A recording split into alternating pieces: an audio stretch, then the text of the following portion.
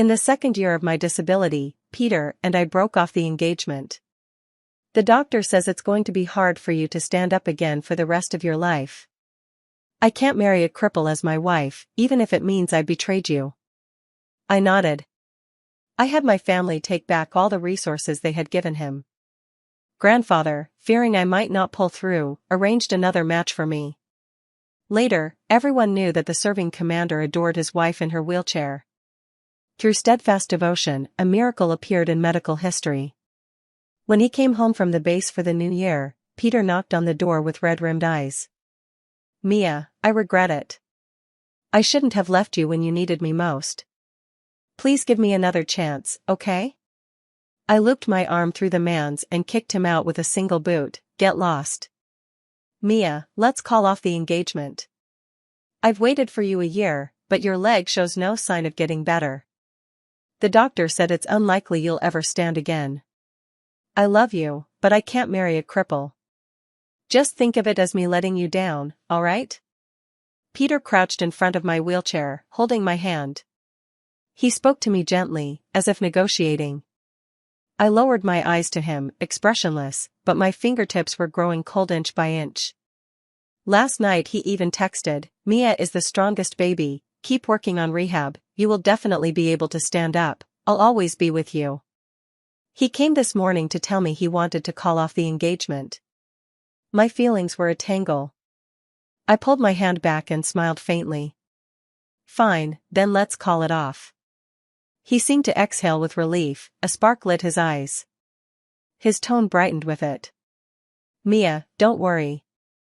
Even if we break the engagement, no one can ever match the place you hold in my heart. I'll still be the same as before, I'll stay with you, soothe you, and take care of you. I smiled but said nothing. Right after the accident, Peter did stay with me at the hospital every day.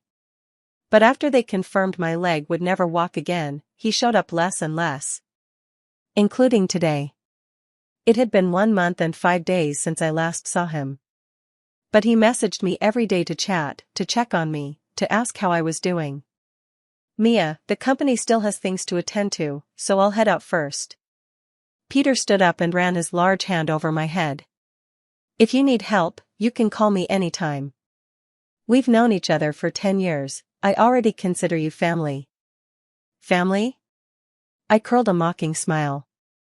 After Peter left, I called my father and told him about the broken engagement. I also asked him to withdraw all the resources he'd given to Peter. If the engagement was off, then it should be ended completely. My mother soon rushed home first. She was furious. If it weren't for Peter insisting you go find him in that pouring rain, would you have had that car accident and hurt your leg like this? And now he still dares to come here to break the engagement, who does he think he is? I smiled and tried to calm her, let him break it off, then. He has his reasons. Reasons my foot. My mother looked at me with aching concern. Silly daughter, the only reason he'd call it off is because your leg won't get better. He's afraid of being embarrassed marrying you, and afraid you won't be able to carry on the family line. When you first had the accident, what did he tell me and your dad? That he'd never marry anyone but you. No matter what you were like, he'd accept you. If it weren't for him seeming so sincere, do you think your father and I would have poured our hearts into helping him all these years?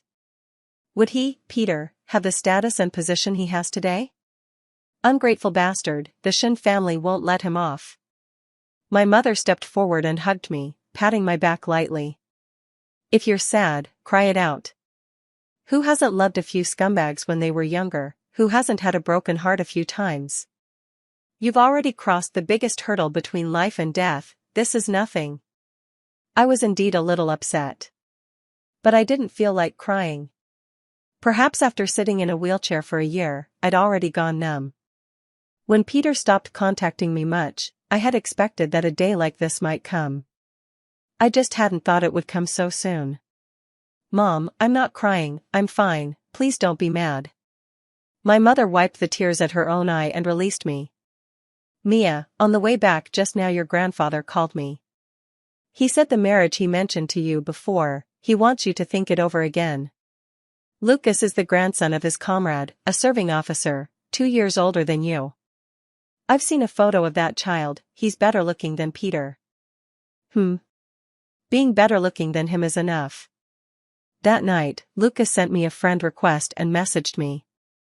Hello, Mia, I'm Lucas. Grandfather George told me you've agreed to our marriage. Is it convenient to meet at the Civil Affairs Bureau tomorrow at 9 in the morning to get the marriage certificate? Or I can come pick you up at your place. I didn't expect him to put it so bluntly. And getting the certificate tomorrow, wouldn't that be too soon? But then I thought, officers are probably busy, they're not hung up on these things, so why am I dithering? So I replied, that's fine. I'll go by myself. The next morning at 9 I arrived at the Civil Affairs Bureau on time. The moment I walked in, my eyes were drawn to a cold, military figure in uniform. He wore a short crew cut, stood ramrod straight, his features rugged. Standing in the hall, he was exceptionally striking. Definitely better looking than Peter.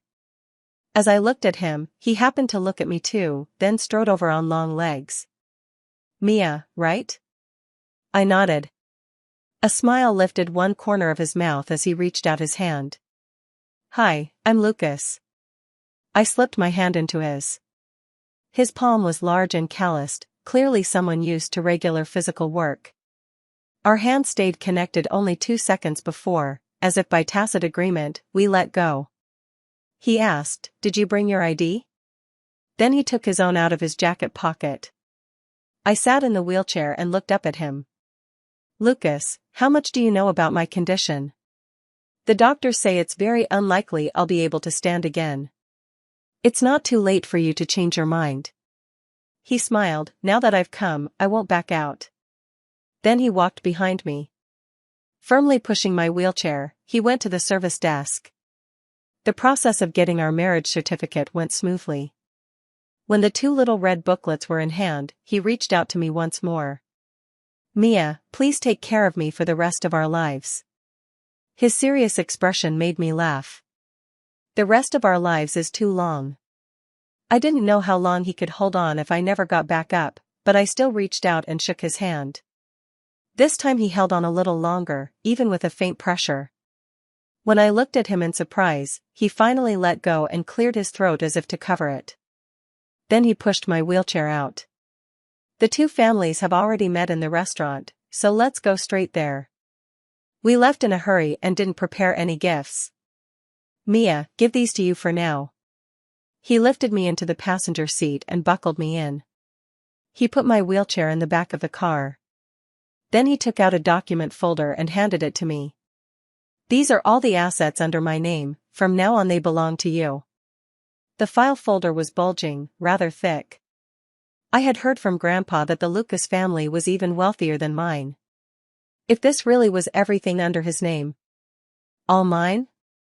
I was a little uncertain. Lucas smiled and nodded, you are my lawful wife, you have the right to dispose of and manage all my assets. As if afraid I'd refuse, he added, no refusals allowed. The black military vehicle cruised at a steady pace down the road. The view was exceptionally clear. I would occasionally turn my head to look at him. He drove with a grave, focused air, very considerate of my feelings. Not like Peter, who sometimes drove like a maniac and other times slammed on the brakes so hard it scared me to death. Ever since the accident, I've been terrified of riding in cars. Lucas went to park and asked me to wait for him at the restaurant entrance for a moment. I was looking down, replying to my mom's messages, when I heard someone call my name. Mia? I looked up and saw Angela linked arm in arm with Peter, smiling as they came out. She gave Peter a playful hum and said, see? I told you it was Mia, and you still didn't believe me. When my gaze lingered on their intertwined arms, Peter awkwardly tried to pull away. Angela tightened her hold instead. Oh, what are you afraid of? It was her who agreed to break the engagement with you, she said it herself. She won't care. Besides, today is our engagement banquet. You still planning to hide it from Mia? Peter's gaze flickered away from mine. He stammered, my mom decided. You know, Angela and I grew up together, and my mom's always treated her like a daughter-in-law.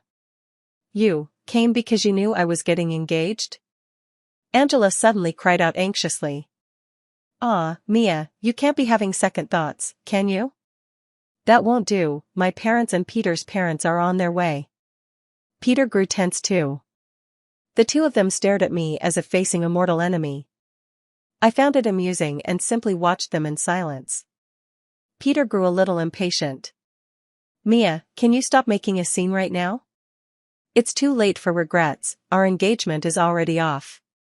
Why don't you go home first and I'll come see you later, okay? Everyone in South City's high society knew about me and Peter. He had always been reaching above his station with me, and because of him I became disabled. If I caused a fuss, he would be spurned to death. He has always cared about face and reputation, he could never accept something like this happening. Angela was anxious too. Mia, look at you now, how could you possibly be worthy of Peter? Don't embarrass yourself. If you know what's good for you, get out of here. Peter pulled at her. Angela glared at him. Am I wrong? What does she think she's doing coming here today, if not trying to steal you away from me? Peter, you need to cut ties with her right now, tell her never to entangle you again. Peter looked at me again. Mia, you should go home. Unless your leg gets better, there's really no future for us. I couldn't help laughing. You two are rehearsing in tandem, putting on a double act? Who told you that I came here to find you? Angela snorted, don't pretend, so what exactly did you come here for? I was the one who brought her here. Just then, Lucas's low voice suddenly came from behind. His hands rested on the handles of my wheelchair, his sharp, icy gaze sweeping over the two of them. You two, were you bullying my wife just now? Wife. Peter and Angela both widened their eyes. Peter spoke first, his tone a little angry. Mia, knowing I'm engaged today, you purposely brought an actress to provoke me? You can't just wear a military uniform whenever you feel like it, there are limits to being capricious. Angela grabbed him sharply and, teeth clenched, hissed softly, shut up, that's Lucas, eldest son of the Liu family, a serving commander in the Special Forces. Peter went dumb, his face full of disbelief. Angela hurriedly forced a smile and apologized. Commander Lucas, you've got it wrong, we were just teasing Mia, she and I have been old friends. You didn't hear me wrong, did you just say? Mia is your wife? Lucas completely ignored her and instead leaned down to ask me, do you know them? Warm, cool breath hovered by my ear. I murmured softly, yesterday's ex-fiancé who just called off our engagement, and his new fiancé whom he announced their engagement to today. Lucas's dark eyes turned to Peter. In a cold, level voice, this is the last time. Take care of your new flame and stop pestering my wife. Otherwise, I won't let you off. In the private room, Lucas's and my marriage certificate had already been passed around for everyone to see. Lucas's mother even dramatically dabbed at the corner of her eye and said, that brat's finally been taken, if Mia hadn't been willing to marry you, you'd probably have stayed single your whole life. Lucas looked at me and smiled, thank you for being willing to marry me. Amid the teasing and hoots, my ears flushed and I lowered my head, embarrassed, picking at my fingers. At that moment Lucas squeezed my hand. His hand was warm, sending me a sense of safety. We'd rushed to register, so many things hadn't been settled. Like the marital home, like the betrothal gifts. Lucas's mother said, since Mia has married into our Liu family, she must live with us. What does staying at your natal home count for? My mother was equally unyielding. Mia is used to living at home, and Lucas is hardly ever around. Suddenly changing where she lives, I can't be at ease with that. Lucas's mother argued her case, what are you worried about? Do you think I would mistreat Mia? How about this, let Mia move over here and we'll double the bride price. My mother refused, Mia must live at home. I'll double the dowry. 3 times the bride price. 3 times the dowry. Everyone laughed as the two of them argued, vying for the right to keep me. In the end Lucas sighed and spoke up helplessly, both of you, stop fighting. Mia won't live with either of you. I've already decided, this time she'll come back with me. Lucas looked at me, Are you willing to go with me? The private room fell silent in an instant. My mother's face changed immediately. She was about to stand up and protest when my grandfather snapped at her, "Sit down." Then he turned to me with a smiling face, "Mia, you decide for yourself." Honestly, at that moment I was a little stunned. I never imagined Lucas would think of taking me back to the military. That place was completely unfamiliar to me. And my legs are disabled, what if I ended up being a burden to him over there? Lucas seemed to notice my hesitation and concerns. He said softly, "They have the best army hospital there. I'll bring in specialists to consult on your case. You don't need to worry about clothing, food, housing, or daily life. The military families in the compound are all warm-hearted people. If I'm taking you with me, I would never let you suffer a single bit. Will you trust me?" His gaze was sincere and steady. I thought that since I had married him, I might as well try to trust him. When I nodded, he broke into a smile, his eyes glittering like stars. Back at the Shin household, my mother packed my things while fighting back tears. "You've never been away from me since you were little. When you're over there, you must take good care of yourself, understand? If that kid Lucas dares to treat you badly, you call me and I'll come get you right away." Before the car drove off, my mother glared at Lucas viciously and said, "I'm entrusting my daughter to you. Treat her well. If you dare bully her, I will never forgive you." At last my mother's tone softened again. "If she's being childish and makes you angry, don't be harsh with her, bring her back to me intact and I'll give her a talking to, okay?" My eyes were rimmed red, I felt like crying. Lucas solemnly assured my mother, "Don't worry, I'll treat her well." When the car left the Shin residence, I thought I saw Peter's hurried figure in the rearview mirror. But it was only for a moment before I looked away. Lucas had taken me to travel by train because he worried I'd be tired of driving. The train had a private cabin with everything we needed, though the journey was a bit slower. I could adapt to the food and lodging. The only real embarrassment was using the bathroom. Without the caregiver's help, it was just Lucas and me. The first time my face went red from holding it in, he asked me what was wrong but I said nothing. He grew anxious and wanted to find a doctor. I grabbed his hand so hard my ear nearly bled. Not daring to look him in the eye, I whispered, barely audible, I need to use the bathroom." He was stunned for a moment, then picked me up and carried me to the restroom. Later, while he waited at the door, I cried inside for a long time. "Mia, I'm sorry. I didn't think this through enough." He wiped the tears from the corner of my eye, hugging me and berating himself as he tried to soothe me. In truth, I was only crying for myself. When I stopped, he stepped outside for a bit. When we returned, he was carrying a pack of diapers. "This was the only kind on the train, it'll do for now. Don't hold it in, and don't be embarrassed. I'm your husband, taking care of you is my duty." By the time we reached the military compound, it was already 3 days later. Lucas handed his credentials and my paperwork to the guard. After checking them, the guard returned his salute, "Good day, Officer Lucas." Then he flashed a grin at me, showing a row of small white teeth, "Welcome, Officer Lucas's wife." Lucas pushed my wheelchair inside and introduced me to the compound. Soon a few army wives came running over at the sound. "Officer Lucas has brought his wife back," one cried. "This girl is really pretty, she suits Officer Lucas perfectly." The army wives in the housing compound were unusually warm and showed me no prejudice. Sister Wong took the luggage bag from Lucas's hand. Sister Lee stuffed a jar of homemade chili into my arms. "We can't offer the comforts of the city here, but it's peaceful. If you need anything, just say so, sister." Lucas's dormitory was a 2-story building, with 2 osmanthus trees planted in front. He bent down and lifted me up, handling me as gently as one would a fragile object. "From now on, this is our home." The interior was spotless. Medals he'd earned hung on the living room wall. Most eye-catching was the stack of professional medical books on the tea table, Guide to Spinal Cord Injury Rehabilitation, latest research in neuro repair. "These are prepared in advance." The tips of his ears flushed. I wanted to learn more. At that moment, my heart felt as if it had been soaked in warm water. I realized that, without my knowledge, someone had already done so much groundwork for my wounds. Early the next morning, Lucas pushed me to the army hospital for a full checkup. In the corridor we bumped into a doctor in a white coat.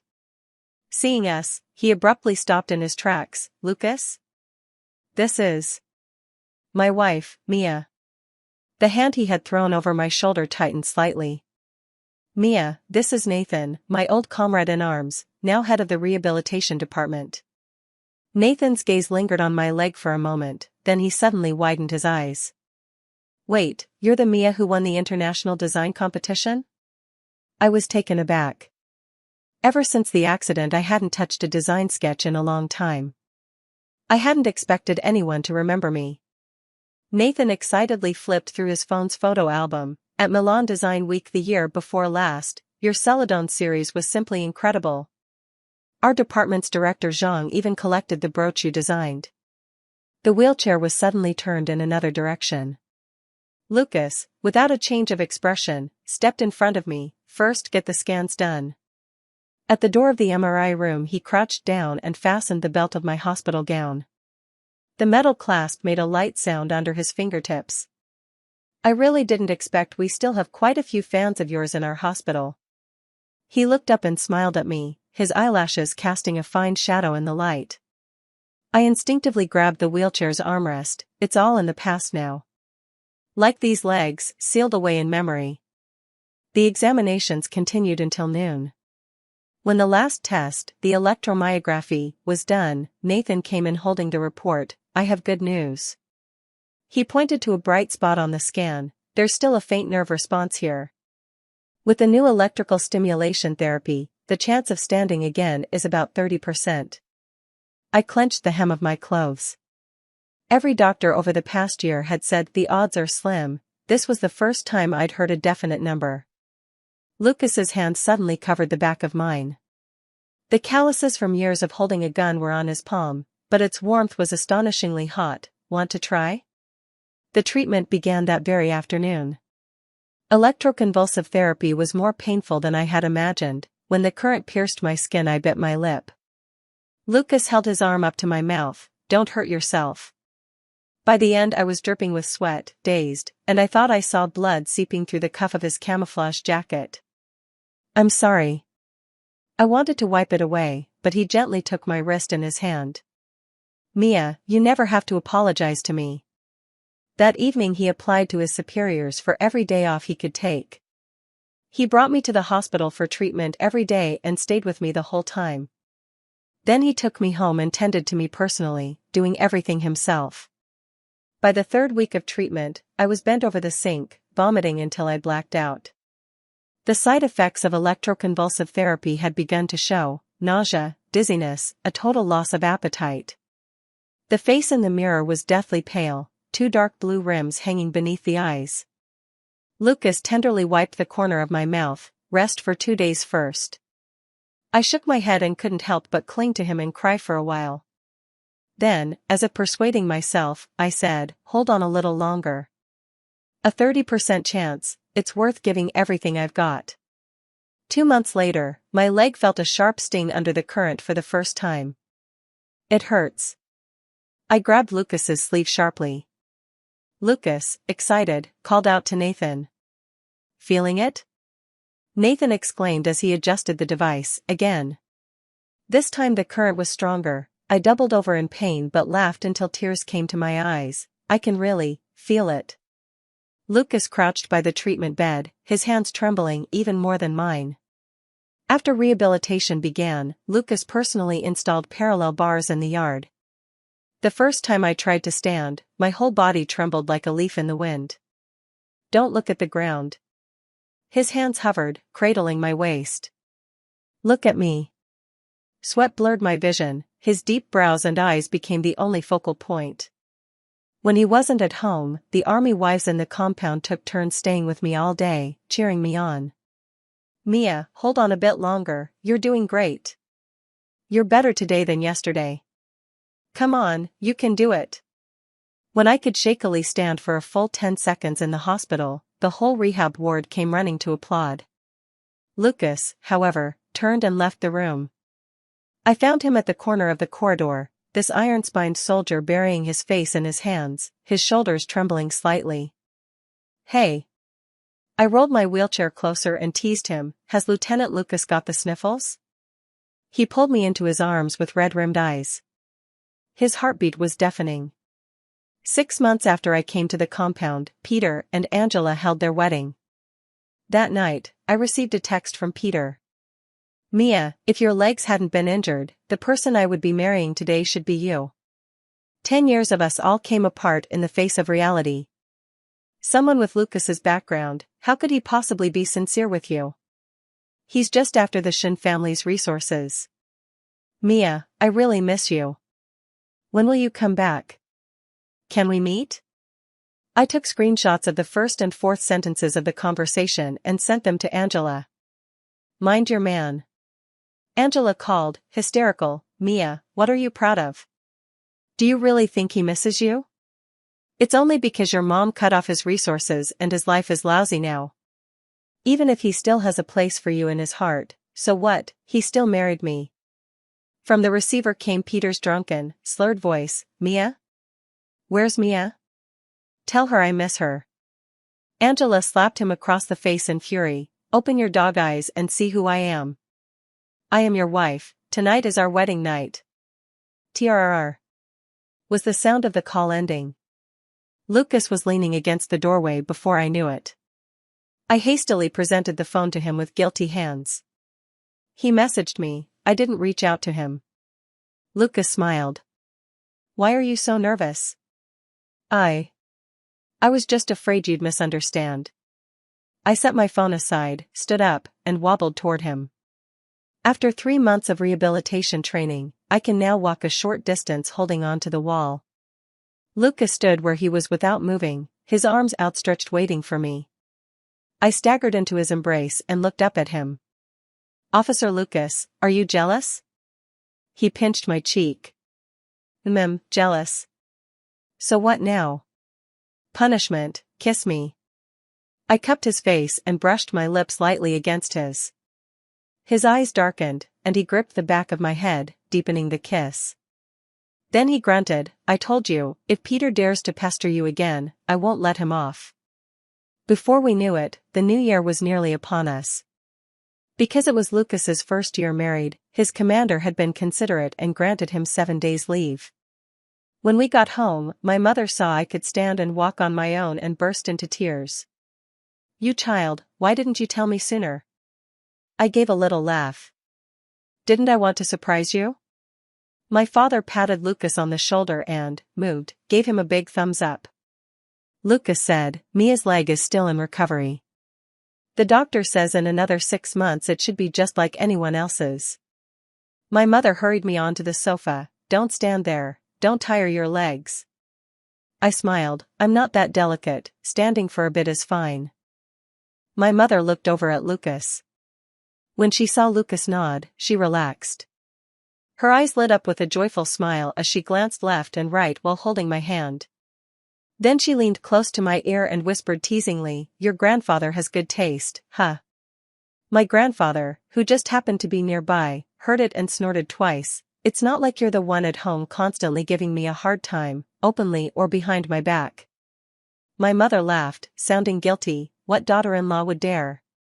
After we finished eating at my place, I dragged Lucas to the mall. I'd never been to his house before and wanted to buy some gifts for his family. Worried I'd hurt my legs if I walked too much, Lucas made me sit in a wheelchair and pushed me along. We passed a jewelry shop. I had him bend over, reached for a little cat hair clip nearby, and put it on him. "Wow, it's so cute." Lucas stood up and looked at the mirror, smiling helplessly. "Does it look good?" I nodded quickly, then picked up another big gray wolf and handed it to him. "Try this one."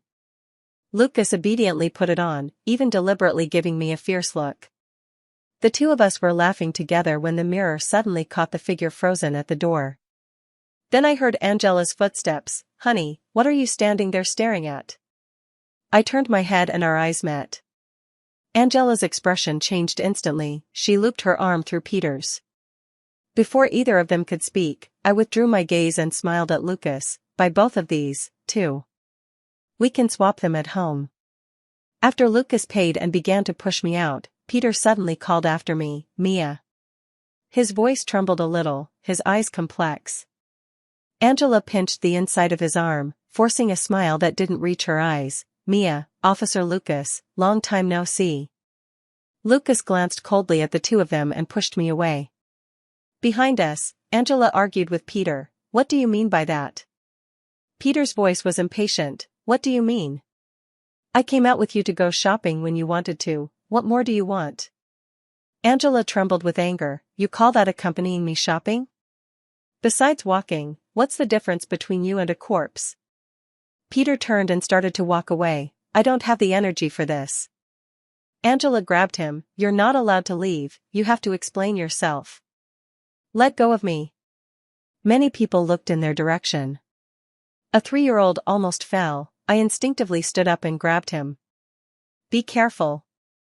The child sobbed loudly from fright. As the parent thanked me, Peter suddenly shoved Angela aside and strode over, only to be stopped by Lucas's cold-faced block.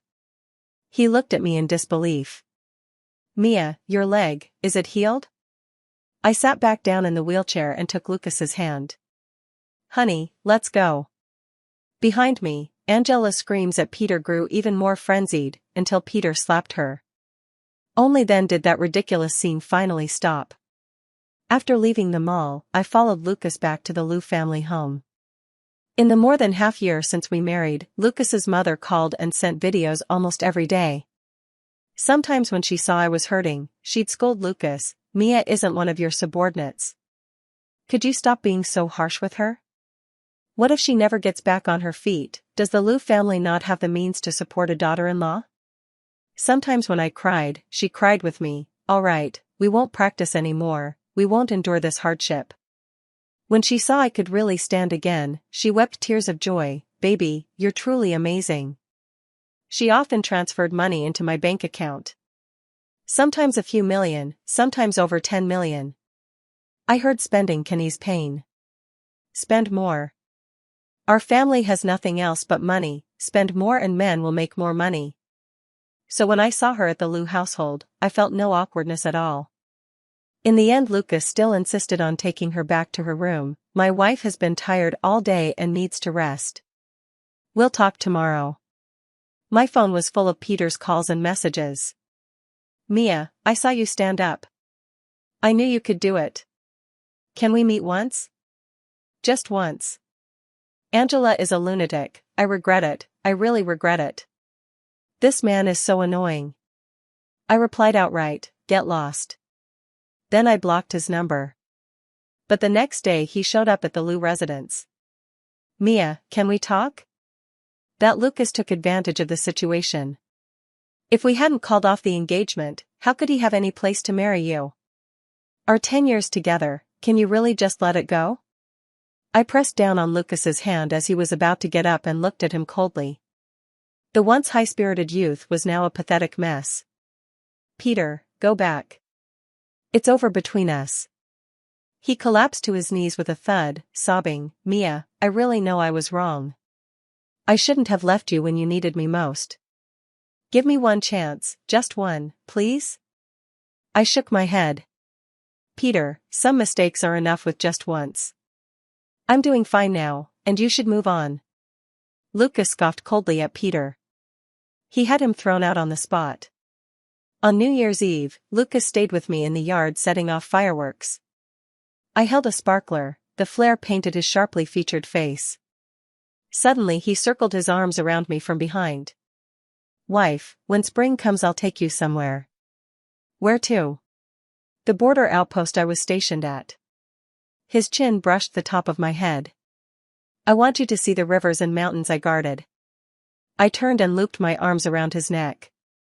Sure, I've heard the stars there are especially beautiful. As we spoke, my phone suddenly started buzzing wildly. Messages exploded in the family group. Pay Corporation's funds had broken, they were selling shares at rock-bottom prices. My mom sent a confetti sticker, serves them right.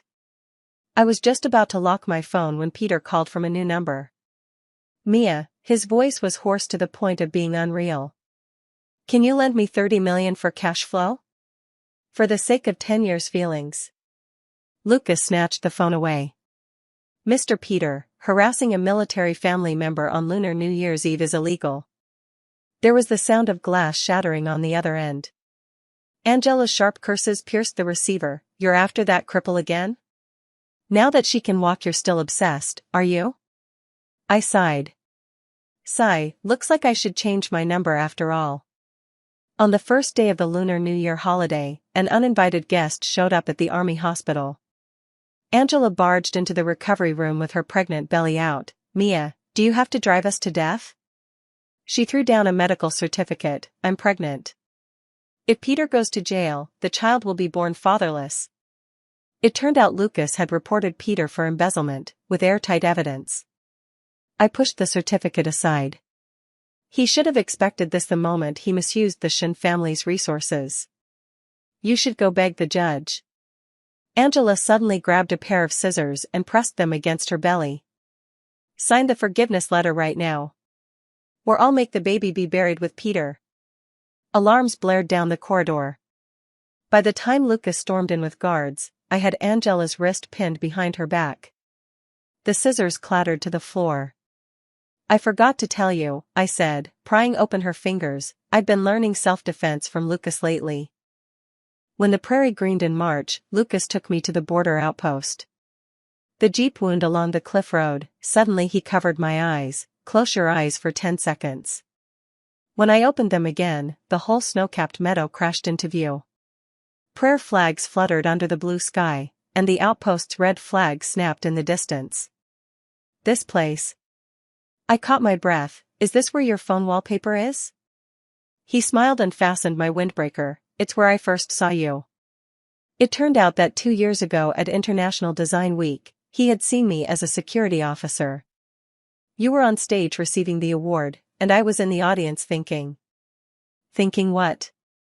He smiled and glanced at me. Thinking how I could marry this designer. Later I learned you had a very loving boyfriend and were even engaged, and I was upset for a long time. Later, I saw the news about your car accident. I secretly visited you in the hospital a few times, and I heard Peter privately on the phone talking about how to ditch you. So I called Grandpa George 37 times, saying I wanted to marry you. Only on the last call did Grandpa George agree to help me talk to you. I stared at Lucas in shock. No wonder Grandpa suddenly introduced me to his comrade's grandson. At the time I had thought Grandpa simply didn't like Peter. Actually, there's one more thing I didn't tell you because I was afraid you'd be hurt.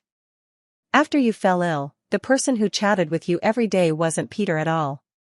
It was someone he paid to do it. I let out a reconciled smile. I guessed it a long time ago. He would send messages and accompany me with countless words. But every time we met, he left in a hurry, and he often didn't remember what he'd said. Lucas pulled me into his arms and looked at the breathtaking view before us. It's all behind us now. Thankfully, you gave me the chance to take care of you.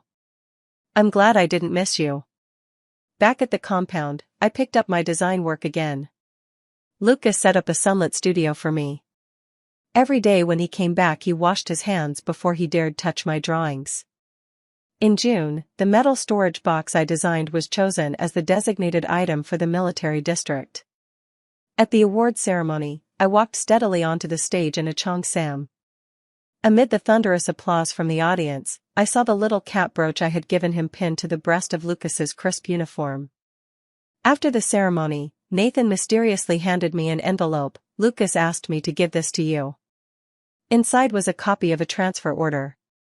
He had volunteered to transfer to a non-combat department. In the approval comments it read, "Approved, family needs are equally important." When I rushed out, Lucas was waiting for me by the edge of the parade ground. The setting sun gilded the side of his face. He smiled and opened his arms. Run slower. I learned about what happened to Peter later from the news. After the company's crash, he faced criminal charges. When the lawyer secured his bail, he tried to drive away in the night. The rain that day was torrential, and he was driving too fast. When his tire slipped, he hit the guardrail and died on the spot. Angela's legal penalties were postponed because she was pregnant. Instead, she was unexpectedly diagnosed with a mental illness. Her father immediately brought the other woman and the illegitimate daughter into the house and sent her to a psychiatric hospital. After that, things became unclear. But the story between Lucas and me was only just beginning. Every morning he would massage the muscles in my legs. Every late night, I always remembered to leave a light on in the foyer for him. Just like he always said, "Mia, we have all the time in the world." Yes, the years ahead are long. There's enough of them for us to turn a 30% miracle into 100% happiness.